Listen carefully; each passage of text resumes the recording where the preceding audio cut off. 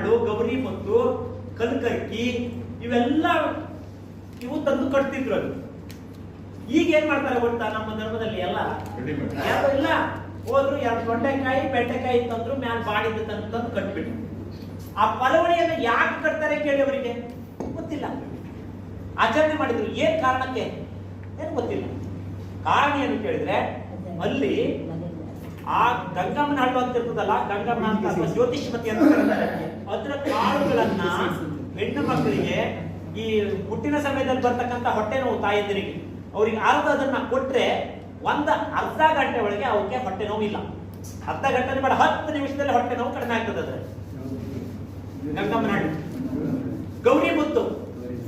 ಗೌರಿ ಮುತ್ತಿದೆ ಅಲ್ಲ, ಗರ್ಭಕೋಶದ ತೊಂದರೆಗಳಿಗೆ ಗೌರಿ ಮುತ್ತನ್ನ ಅದನ್ನ ಅರೆದು ನೀರಲ್ಲಿ ಹಾಕಿ ಕೊಟ್ರೆ ಗರ್ಭಕೋಶ ಜಾರುವುದು ಕಡಿಮೆ ಆಗ್ಬಿಡ್ತದೆ.